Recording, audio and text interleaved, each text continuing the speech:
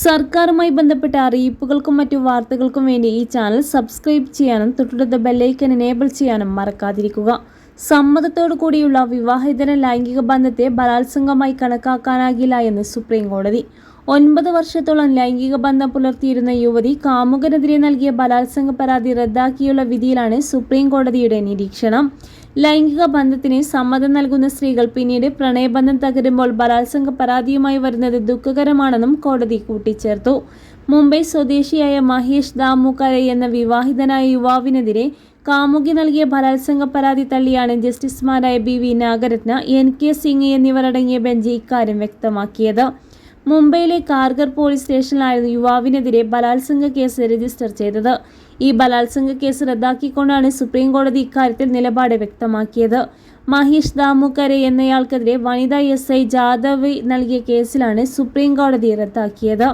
കപട വിവാഹ വാഗ്ദാനം നൽകിയാണ് ലൈംഗിക ബന്ധത്തിൽ ഏർപ്പെടുന്നതെങ്കിൽ അതിൽ പരാതി നൽകേണ്ടത് ബന്ധം തകരുമ്പോഴല്ല എന്നും സുപ്രീം കോടതി പറഞ്ഞു.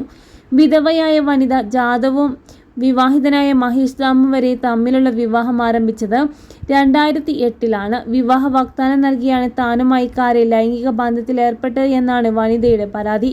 കാരിയുടെ ഭാര്യ വനിതയ്ക്കെതിരെ തട്ടിക്കൊണ്ടുപോകൽ പരാതി നൽകിയിരുന്നു. 2017-ലാണ് വനിത ബലാത്സംഗ പരാതി നൽകിയത്.